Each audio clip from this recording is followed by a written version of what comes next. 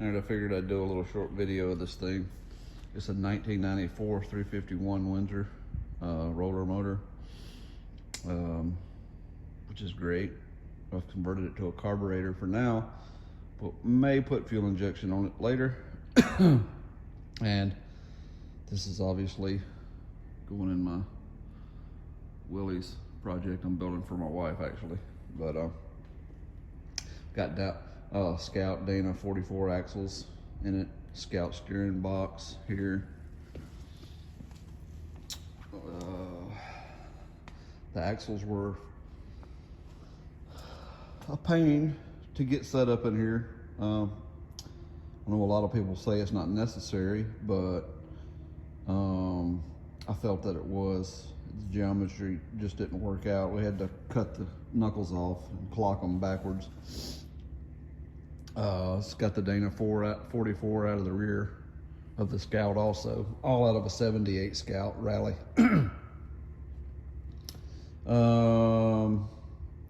It's got a RTS 4-speed Ford transmission mated to a Dana 20 transfer case from the Scout. The RTS, in case you're not familiar with it, is a 4-speed with an overdrive in 4th gear. You could get them in Broncos and F-150s.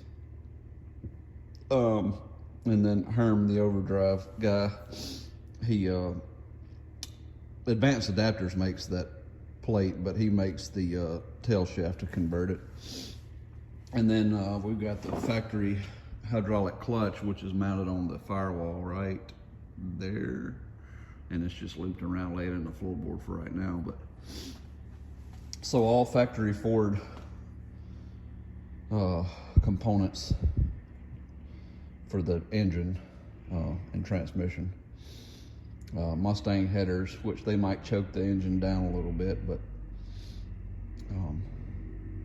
and they're kind of ugly, but I like factory stuff. They don't tend to leak as much as some of the aftermarket stuff.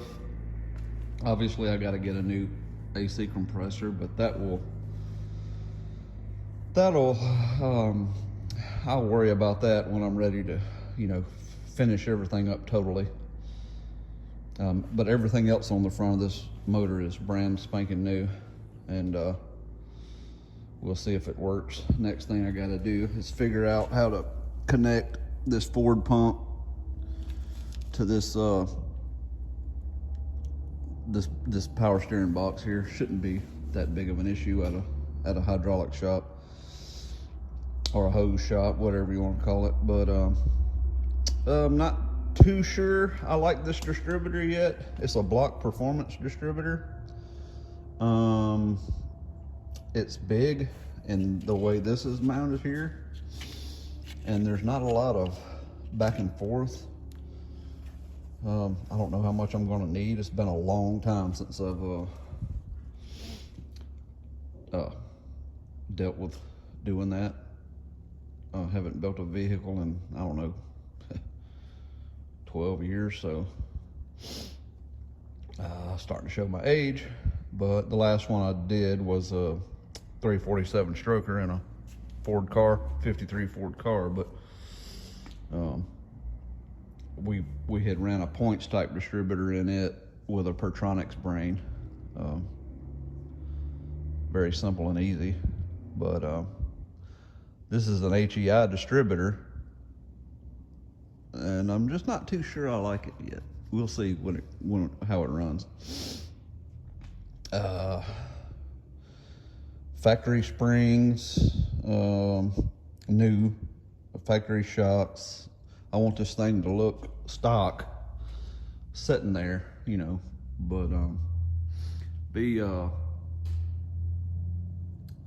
be beefed up underneath so we can pull campers, go do some minor off-roading. You're not going to do any major off-roading with this thing, with this suspension, I would guess, with this heavy motor in it. But it's got a locker in the front end, open in the back, because with my wife driving it, if we're going to go be cross country in the rain, I don't want a back end to get squirrely, or potential to anyway, if you're not used to that. But locker in the front in case we do decide to do some sightseeing, you know. And yeah, that's about it. The body was worse than I thought. It had the door had flung open one time from somebody hauling it backwards, and this was caved in. So I cut it out and beat it out and welded it back in. And it's not, you know, I'm not a body guy, but it's pretty good. I mean, it'll take a skim coat. The fender wells were trash. This being I think it's late 49 actually. It's still got the round rear wheel wells, but you can't buy those panels. So I had to make some lips, and debating on whether to use the Scout seats I got for it or go back to factory. I know these seats are probably a whole lot more comfortable. And then also on the dash, excuse my nasty shut, I don't like the Willys dash. I guess you would call it the ambidextrous dash. So I made my own dash using odometer gauges and stuff in there, and it'll have AC. But I did put the factory glove box door back on. So we'll probably pad the top. I'm not sure yet. But this big hole in the floorboard, I started on this, and obviously it looks like crap and I don't like it, so we're gonna change it to get a little more foot room. I don't know what I had going on in my mind when I did that. So we're gonna put the chassis back on the body. The body back on the chassis, and then tuck the floorboard in real nice to the engine to give as much interior room as possible. And more of the same, just junk. But we'll get there. It's not a bad body. But here's what I got for a donor vehicle. And Pancho Villa. Squirrel. This is a donor vehicle I'm going to use for the front cap bumpers. And if I do go factory on the interior, it's got a good interior. It's got a bunch of glass parts that was missing, and I know it looks like, why would you take that apart? But the frame is rusted in half, and all of the body mounts are gone on it. They're rusted off. It looks good on the top, but it's very, very bad on the bottom. But it's got a lot of good parts that I'm missing on this body that's in better shape. So that's that. And I'm gonna try to keep doing some videos on this thing as I go, and keep y'all posted. I don't know if there's anything else I needed to go over. Maybe I'll get into a little more detail later on the steering. I know I've had some people ask about the steering box on Instagram, and I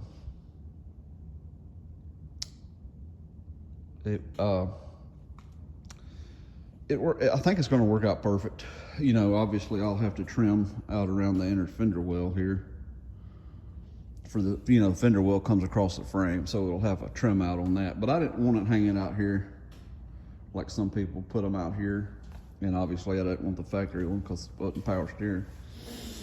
But all the steering geometry is pretty much factory Scout. Nothing changed. So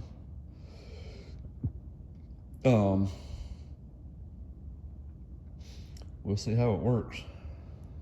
I may end up extending these here with some shackles to get this front end up a little bit. It sets a little high in the back, but it may settle down with the with the body on it, but we'll see. It was a pretty simple, it's all been a pretty simple install so far, but obviously we still need to fit a lot, so I did go through the engine, and it was a running engine, but the bearings were wiped out in it. It wasn't knocking or anything, but they were gold. They were gold colored, so it's time to rebuild. But this 351 should power this little wagon very well. Well, anyway, I'm gonna wrap it up here, and we'll keep some videos coming out on this thing. Thanks.